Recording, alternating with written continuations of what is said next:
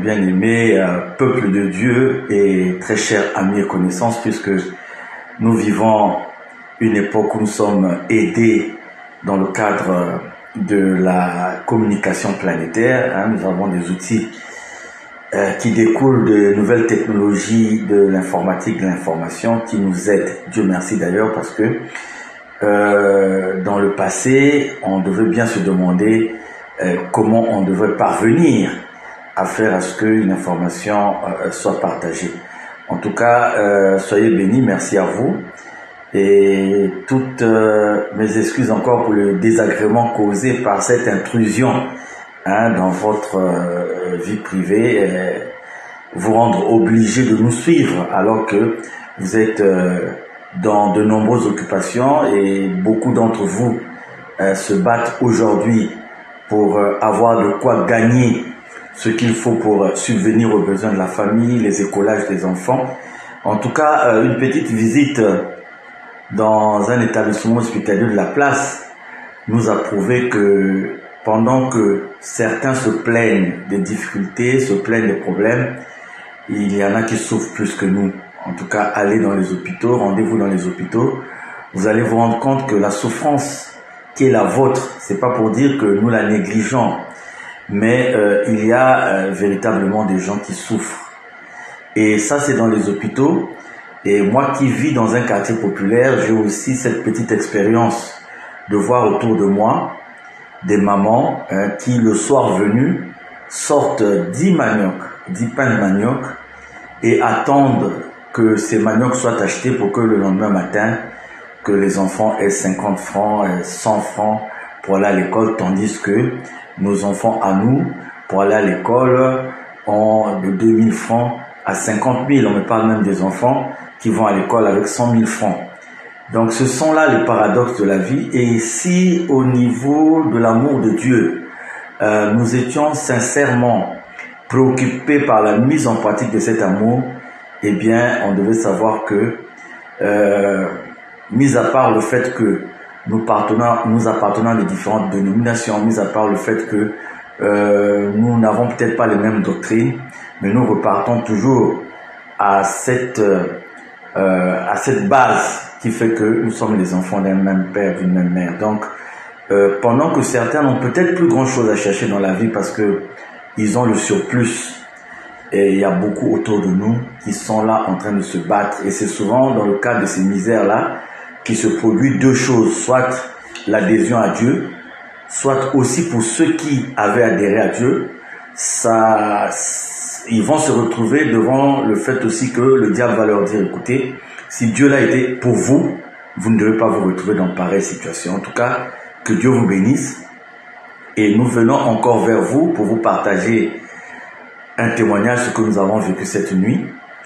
Nous avons vécu quelque chose d'extraordinaire. C'est vrai que nous en avons vécu beaucoup. Mais écoutez, la nuit, vous êtes là une nuit, vous vous réveillez. Au départ, vous avez l'impression que c'est un rêve, mais vous vous retrouvez en fait en train de vous battre contre des silhouettes, contre des gens que vous ne voyez pas. Et c'est ce que nous avons vécu cette nuit.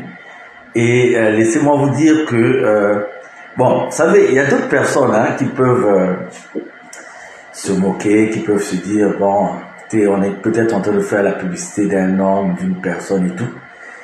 Bon, pour nous autres qui avons quand même roulé notre boss à gauche et à droite, on a des outils de comparaison. C'est-à-dire qu'on peut dire quand même que là, parce qu'on a été là, on a été par-ci par-là, on a voyagé, on a adhéré à certaines choses, on a été dans l'ésotérisme, le mysticisme et tout.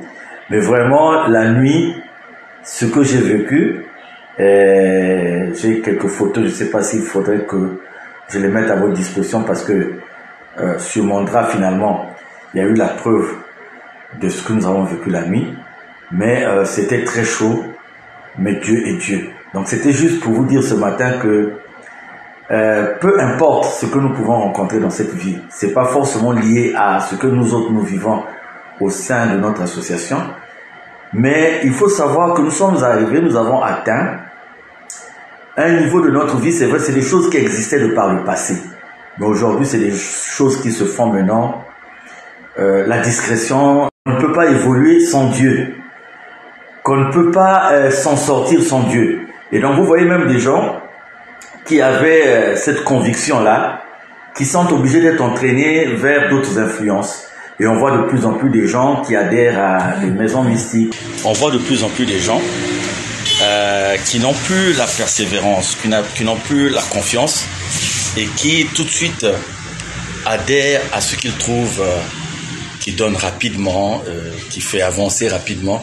Et on a de plus en plus des gens qui adhèrent à des loges, à des maisons mystiques et à des choses... Et beaucoup d'autres se sont réversés d'ailleurs dans la facilité. Ils sont dans la facilité parce que ils trouvent que pour gagner, ça c'est le cas par exemple de beaucoup de nos sœurs, pour gagner, eh bien, on a laissé l'effort de côté. Il faut gagner maintenant en mettant sa chair en jeu, il faut gagner en mettant ses charmes en jeu. Et vous avez tout ce monde-là qui se retrouve en face de la société et qui se disent que si la société est au courant du fait qu'on est dans telle maison mystique, qu'on gagne de cette façon, qu'on veut s'en sortir de telle autre façon, si la société est au courant de ça, il y aura comme des reproches de la société vis-à-vis de nous. Alors qu'est-ce que ces gens-là font? Ils continuent à fréquenter les lieux de prière, donc ils continuent à donner une apparence des gens qui prient, alors que dans la réalité, c'est des gens qui ont cessé de prier depuis longtemps. Donc nous disons que, parce que bon, souvent on nous fait, on nous dit que nous parlons de Guy Émile Houphouët-Boigny, parce que bon, nous faisons une publicité gratuite, parce que on n'a pas été ailleurs, on ne connaît pas. Bon, beaucoup nous taxent d'ailleurs de blasphème et de pas mal de choses. Mais moi je dis, hein, c'est du fond de mon cœur, je dis, je me pose deux questions quand je me lève. Je me dis, qu'est-ce qui me guide en défendant Guy Émile Houphouët-Boigny? Je vois d'abord le côté matériel, le côté financier. Parce qu'aujourd'hui, d'aucuns ont pris Dieu comme un fonds de commerce. Donc, ils peuvent se dire, moi, j'appartiens. Je vais m'enraciner dans telle chose parce que je gagne. Parce qu'à travers les contributions des fidèles, je gagne, j'ai de l'argent, j'ai de ceci. Ou parce que j'ai de la popularité. Ou peut-être parce qu'il y a les trois choses là. Il y a l'argent, il y a le pouvoir, la popularité, et il y a la femme. On peut se dire ça. Donc on réfléchit, on regarde. Et on se dit aussi, d'un autre côté, est-ce qu'on peut avoir confiance en cette divinité-là? Donc moi, quand je fais cette introspection, côté divinité, je compare avec là où j'ai été. Parce que très jeune, nous autres, nous avons adhéré à pas mal d'histoires à gauche et à droite. Donc quand on regarde, on fait la comparaison. Et c'est là où on a la valeur de Guy Émile Houphouët-Boigny. Et c'est là où on peut parler de sa divinité parce que on a été ailleurs, on a vu ailleurs. Et on peut comparer. Et quand je parle d'ailleurs, c'est pas d'ailleurs de n'importe quoi. Bon, quand on voit sur le plan, on se dit, bon, peut-être on le défend parce qu'on a des intérêts à sauvegarder. Non. Vous savez, pour ceux qui nous connaissent, ils savent que dans cette affaire-là, nous sommes dans le bénévolat pur et simple. Le bénévolat pur et simple. Et bon, popularité, je ne sais pas trop, je ne pense pas. Mais, vous voyez, la preuve supplémentaire qui peut un peu... Nous avons nos défauts, nous avons nos différences, nous avons nos erreurs. Mais la preuve supplémentaire qui peut conduire à ce qu'on attache quand même un intérêt à ce que nous disons, c'est que vous voyez, en dépit de tout ce qui est fait contre nous, quand on prend spécifiquement ce qui se passe au niveau de Luzolo, il y a des amis qui m'ont dit, mais écoute Charles, pourquoi tu restes là? Parce que tu es insulté à longueur de journée, tu es humilié à longueur de journée. Donc, qu'est-ce que tu fais? Pourquoi tu ne quittes pas? Pourquoi tu ne laisses pas tomber? Parce que on te reconnaît quand même certaines valeurs, on te reconnaît quand même un certain talent qui pouvait mieux servir ailleurs. Il y a des amis, beaucoup d'amis qui me le disent, même des gens qui ne nous connaissent pas. Parce que, bon, il y a des gens qui pensent que le conflit de Luzolo n'intéresse que les gens qui sont dans Luzolo, mais c'est un conflit aujourd'hui. Il y a des gens qui ne sont pas dans Luzolo, qui sont prêts à se lever pour nous défendre. Il y a des gens qui sont prêts, qui ne sont pas dans Luzolo, mais ils sont nombreux, qui ont compris exactement ce qui se passe et qui peuvent se lever. Donc voilà, c'était simplement vous dire que mes bien-aimés, pour nous autres qui sommes dans l'association Luzolo Harmon, pour nous autres que beaucoup peuvent comprendre. Nous avons utilisé d'ailleurs d'autres langues aussi. Il n'y a pas, humainement parlant, une autre façon qu'on aurait pu utiliser pour faire comprendre aux gens ce qui se passe. Et maintenant que nous l'avons fait, il faut remettre le tout simplement entre les mains de Dieu lui-même.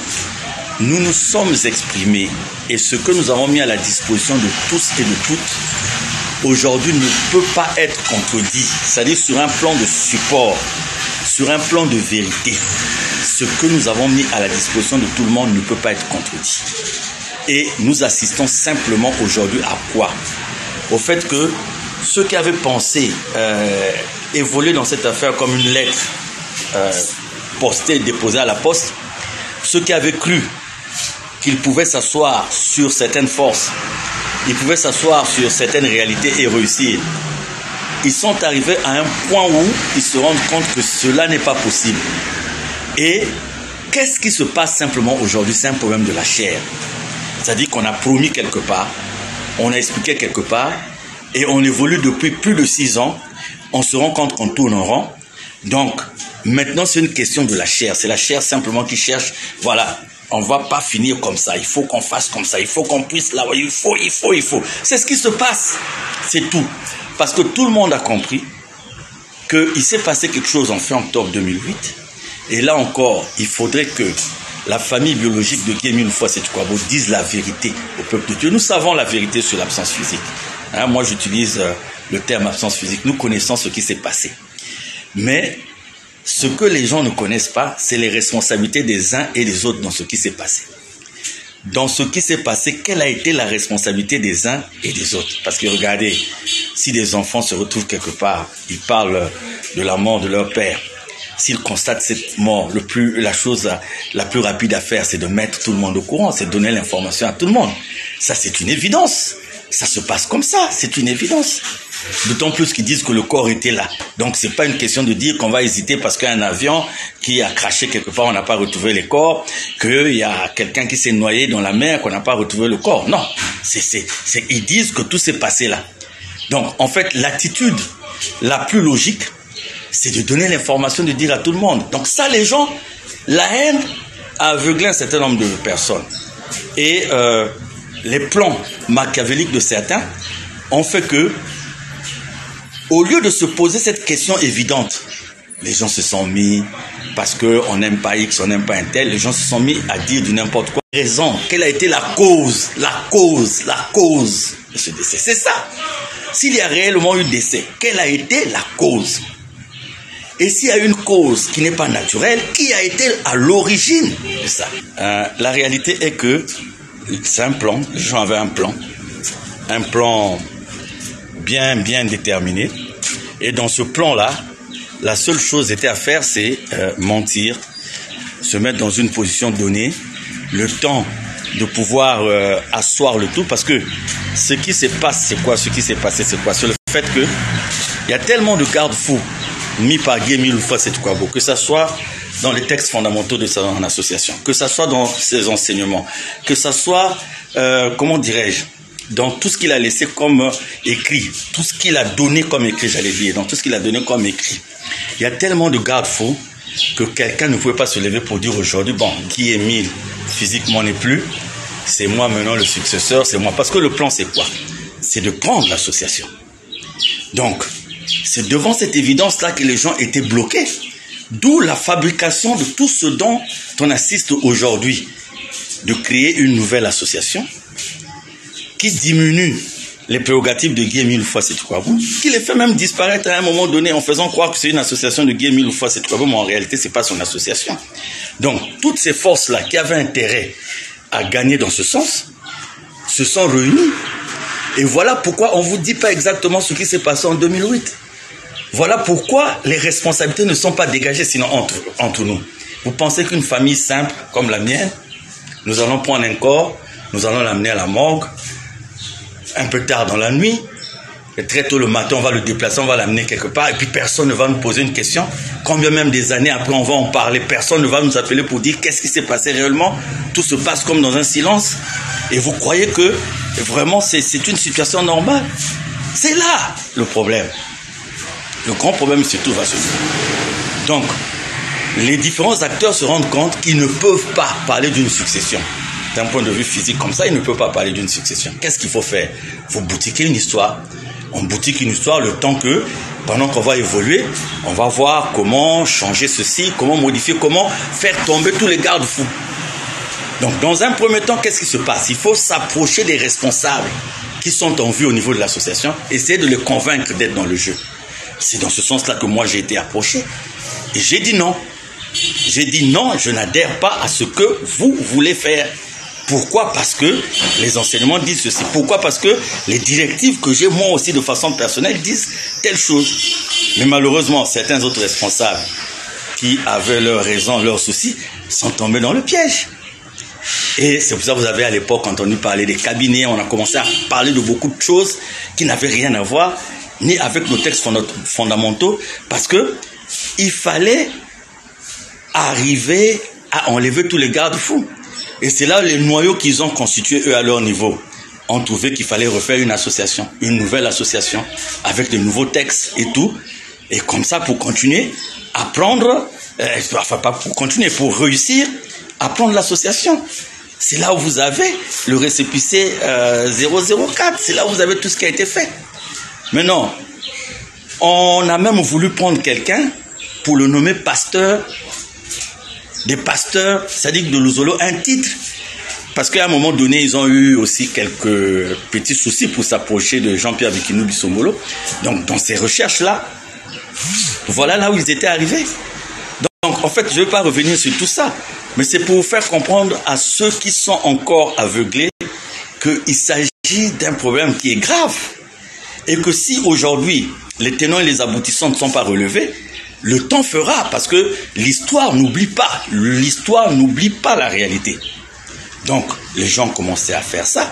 Et nous sommes levés fort de Guy-Émile Houphouët-Sétikwabo pour dire non.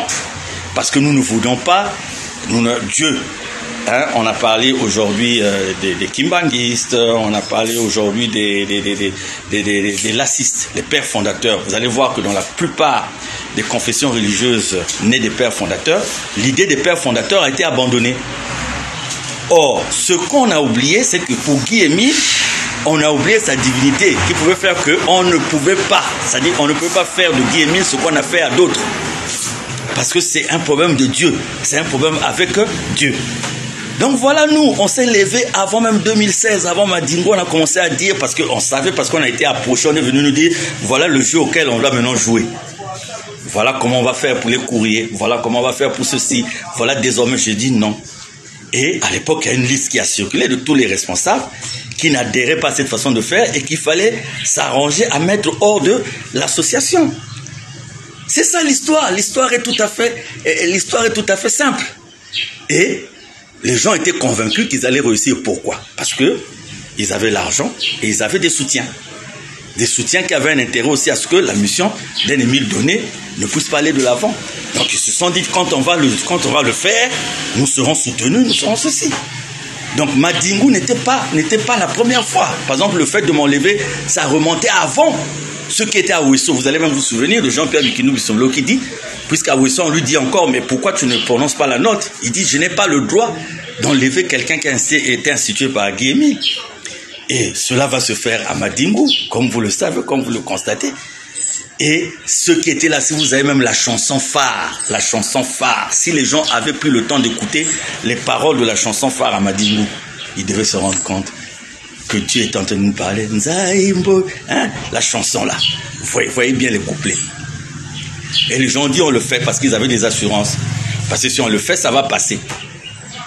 Comment vous pouvez comprendre, même ceux qui continuent à soutenir le côté adverse, très franchement, vous croyez que les gens qui sont en contact de Guy-Émile Houphouët-Sétikwabo, ils viennent parler au nom de Guy-Émile Houphouët-Sétikwabo. Il y a résistance. Au lieu de repartir chez Guy-Émile Houphouët-Sétikwabo, ils se retrouvent à l'Oudima pour un conseil national, pour entériner ou pour donner du poids. Comment les hommes de la terre peuvent-ils donner du poids à une décision qui, soi-disant, a été prise par Guy-Émile Houphouët-Sétikwabo? Mais ceux qui étaient attentifs déjà à Madingo, parmi eux, il y a même un qui a dit « Ah non, ce que nous sommes en train de faire là, c'est pas bon ». Et l'Oudima, c'est là où, 2 ans après le récépissé 004, on a maintenant tout modifié, on a mis des comités de suivi, on a mis tout ça. Donc, on a mis une ossature qui n'a rien à voir, absolument rien à voir avec l'association de Guy-Émile Houphouët-Sétikwabo. Et voilà pourquoi les gens ne sont jamais repartis vers Guy-Émile, parce qu'ils n'ont jamais reçu le mandat de Guy-Émile pour faire ça. Voilà pourquoi les gens ne vous disent pas, nous, mais quand ils disent que Guy-Émile les appelle au téléphone, les a au téléphone et tout. Mais donc, c'était facile pour eux de dire, bon, nous avons fait ceci, mais à résistance. Mais le téléphone, il est accessible à tout le monde. Il y a quelqu'un qui m'a dit non, on hésite de donner le numéro de téléphone de Guy Emile parce que les gens le cherchent, ils risquent de trouver là où il est. Ah, mais donc vous prenez les autres pour des bœufs, vous prenez les autres pour des idiots ou quoi? Hein? Ça, c'est vraiment un manque de considération. J'ai même un ami à moi, je lui ai dit, puisque tous les samedis, il allait déposer 1 million. Tous les samedis, il allait déposer 1 million chez un fils de papa pour la logistique de papa. Parce que le fils lui avait fait comprendre que papa était quelque part. Il était donc... Et tous les samedis, il allait déposer 1 million. Moi, j'ai dit au gars, ton argent que tu déposes, on bouffe ça. Mais lui, il avait du mal à me croire. Parce qu'il me disait, non, toutes les cassettes que j'envoie chez papa, papa me répond. Mais c'est normal, parce que quand il déposait sa cassette, le fils de papa l'a écouté. Il écoutait ce qui était dans la cassette, et puis il répondait au gars. Et il bouffait son argent. Mais moi, je dis, hein, les enfants, là, quand même, moi, je regarde un peu mes enfants, comment ils évoluent. C'est vrai que on n'a pas le destin des enfants qu'on met au monde, mais c'est quand même, vous arrivez à faire ce que vous avez fait. Et c'est sans gêne, sans honte que vous vous présentez devant les gens, sachant que... Ah, mais il faut avoir un cœur. Il faut avoir un cœur. Donc voilà, c'est ce que nous vivons aujourd'hui, frères et sœurs. Il n'y a rien, c'est-à-dire personne ne viendra vous dire qu'il y a une autre vérité en dehors de ça. Personne ne viendra vous le dire. Donc, nous, on a parlé, c'est comme je disais aux responsables tout à l'heure, on a dit ce qu'il faut. On n'a plus autre chose à dire. On a prouvé aux gens ce qui se passe. Maintenant, aujourd'hui, les gens ont fait la promesse à leur peuple. Ah non, nous ferons ceci. Donc, eux, ils agissent par rapport à ça. Non pas par rapport à ce que Dieu attend d'eux, mais parce que, par exemple, tout à l'heure, ils vont aller, enfin, comme ils vont aller à Kibossi. Donc, il faut qu'ils aillent à Kibossi là-bas donner un truc. Voilà, on a fait ceci, on a fermé ceci, on a fait... C'est ça. C'est-à-dire que c'est pour ça que vous les voyez ces derniers temps, frères et sœurs. Il n'y a pas une journée sans qu'on se réveille, sans qu'on soit convoqué quelque part, sans qu'on soit appelé quelque part. Sans que... C'est-à-dire que c'est devenu comme si même ceux qui ont tué, je ne pense pas qu'ils aient un traitement comme ça. Et imaginez, mon ami et frère Tiyoko, qui est chez les lacistes, les autres chez les kimbanguistes, les responsables, est-ce qu'ils sont vraiment harcelés comme c'est le cas avec nous aujourd'hui? Donc voilà mes bien-aimés, il faut continuer à garder la foi. Aujourd'hui, pour eux, de leur côté, c'est simplement un problème de la chair maintenant. C'est la chair qui agit. Il faut betsaler en faciaille, il faut te saler boyer, il faut comme ça, il faut. Et voilà. C'est la preuve pour tout le monde que ces gens-là ne sont plus avec Guy Emile Loufa Sétukwabou depuis longtemps. Et que leur association n'est plus une association de Guy Emile Loufa Sétukwabou depuis longtemps. Donc du coup, ça n'a rien à voir avec nous parce que nous, ce que nous faisons, ce que nous soutenons depuis longtemps, c'est l'association de Guy Emile Loufa Sétukwabou. C'est la mission de Guy Emile Loufa Sétukwabou. C'est le nom de Guy Emile Loufa Sétukwabou. Moi qui vous parle, votre frère, j'ai beaucoup de preuves pour démontrer ce qui a été fait dans cette affaire-là. Et si, bon, je ne suis pas sage, mais dans ma petite idée de mettre l'intérêt général au-dessus de l'intérêt commun, il y a des choses que j'aurais mis devant le peuple de Dieu depuis longtemps. Et je crois que certaines fois ne devaient pas être préparées. Mais quand Guy Emile lui-même dit que j'ai des choses à vous dire que je ne peux pas vous le dire maintenant, imaginez dans les années 88 qu'il nous ait dit ce qu'il a dit à Boko, que si vous voulez connaître qui je suis, lisez dans Jean 16, de 10 à 15. On serait où aujourd'hui? Il y a beaucoup qui devaient abandonner. Donc il y avait un temps, il fallait préparer. Bon, imaginez-moi ce dont je savais, que j'arrive devant le peuple de Dieu, bon, parce que je suis harcelé, parce que je suis humilié, parce que je suis persécuté, bon, voilà, je vais maintenant casser la baraque, je vais le dire. Non, mes frères et sœurs, je ne vous dis pas ce que ça coûte. Je ne dis pas qu'est-ce qu'on a raconté de nous en termes de mensonges, en termes par-ci par-là. Vous sentez carrément, parce qu'aujourd'hui, non, c'est facile. Posez la question à ces gens-là. Guy Emile Loufa Sétukwabou que nous connaissons. Il y a une face B qui existe depuis longtemps, que les gens n'ont plus jamais attaqué.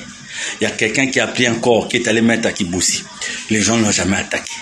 On me parle aujourd'hui des après-midi, je ne sais pas quoi, les gens ne l'ont jamais attaqué. Il faut se poser la question, pourquoi vous attaquez seulement un camp? Pourquoi vous attaquez seulement un côté? C'est ça la grande question aujourd'hui, mes frères et sœurs. C'est ça la grande question.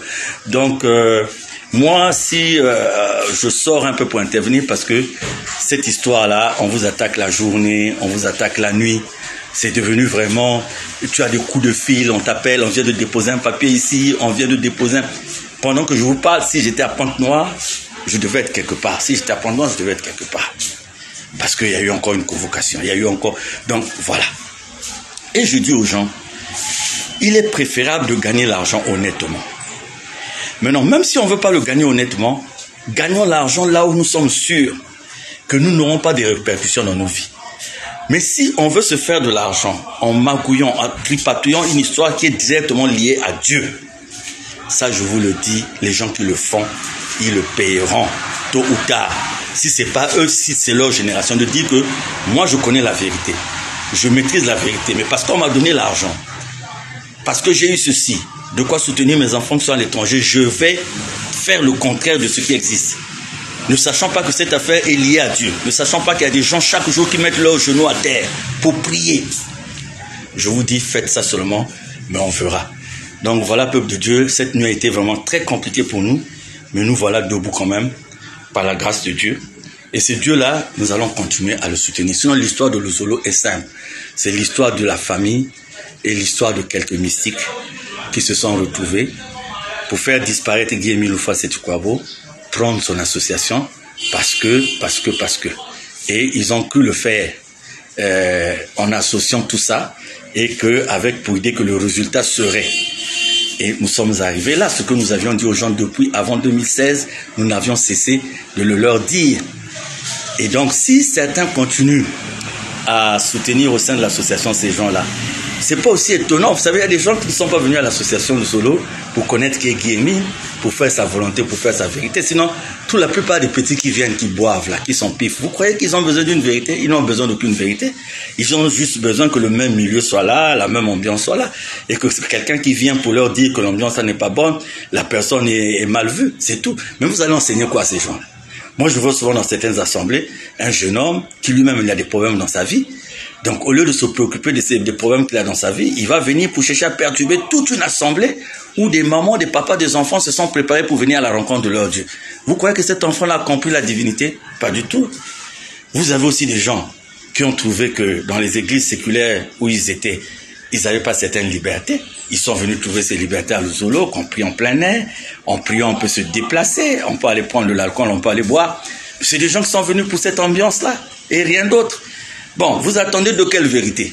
Il n'y a aucune vérité à attendre d'eux. Donc, il faut pas chercher aussi à prendre la place de Dieu, des gens qui n'ont pas pu être transformés par Dieu. Pourquoi vous voulez les transformer? Donc, nous avons atteint aujourd'hui un niveau où, humainement, nous avons dit aux gens ce qui se passe. Maintenant, frères et sœurs, il faut tout remettre entre les mains de Dieu. Nous n'avons pas l'expérience de la prière, mais je vous invite à l'expérience de la prière. Mettons nos genoux à terre. Implorons notre Seigneur et notre Dieu. Papa Guy-Émile Houphouët-Boigny, je vous dis, les résultats seront là. Déjà, les résultats sont là. Parmi eux, il y a des gens qui savent, qui vivent ce qu'ils vivent par rapport à ce qu'ils font. Parce qu'il est quand même malheureux qu'à longueur de journée, des pères d'enfants, des pères de famille se promènent d'un bureau à un autre pour chercher à faire du mal à un autre père de famille. Membre confirmé de l'OPH, membre, vous pensez que c'est ça la mission que Guy-Émile vous a confiée? C'est ça la mission que Guy-Émile vous a confiée? Mikungi. Mais ça ne sert absolument à rien. Vous allez dans un département pour chercher à ce qu'on puisse mettre fin aux activités. Même au Congo, qu'on cherche à mettre fin. Mais Luzolo, comme avait chanté cette maman-là, Mbutu Tatemil, c'est dans le monde entier. Donc, c'est pas la peine parce que dans ces problèmes de foi, c'est pas un problème de politique. C'est pas un problème de parti politique. Vous pensez que pendant 6 ans, c'est nous, avec notre petite force-là, nos péchés, nos manquements, qui arrivons à maîtriser tout ce peuple-là. Et il y a des nouveaux qui rentrent. Il y a des mondains qui rentrent. Donc, voilà, peuple de Dieu, excusez-moi encore pour ce direct. Mettons-nous dans la prière, parce que beaucoup parmi nous aussi ne prient pas. Ou ne prient pas assez. Je ne juge pas. Mais il faut prier. Quand on problème de Luzolo, les gens vont à Kiboussi. Les gens prient Kiboussi. C'est pas grave. Dans la Bible, nous avons aussi beaucoup d'exemples. Laissons-les aller à Kiboussi. Laissons-les nous malmener comme ils font. Laissez-les nous faire souffrir comme ils croient qu'ils nous font souffrir. Mettons-nous seulement dans la prière. Comme j'avais dit dernièrement que Papa Émile, si ce que nous faisons est de toi, manifeste-toi. C'est ce qu'à tous les niveaux nous devons dire. Mais nous ne devons pas marcher sur le même diapason qu'eux. Nous ne devons pas réagir par la chair. C'est vrai que nous sommes dans un pays régi par des textes et des lois. Quand on nous pose un acte, nous répondons aussi par rapport à ce que la loi et les textes prévoient. Mais ça s'arrête là. Mais nous n'irons jamais faire des trucs par rivalité ou par je ne sais pas quoi. Donc, que Dieu vous bénisse. Ah, je disais à quelqu'un tout à l'heure, écoutez, on n'arrive même plus à gérer nos propres affaires. On n'arrive même plus à gérer nos propres familles. Parce que dès que vous vous réveillez, il faut courir là pour le Zolo. Il faut aller là pour le Zolo. Parce qu'il y a des gens qui croient défendre Dieu. Mais quel Dieu ils défendent? Que Dieu vous bénisse.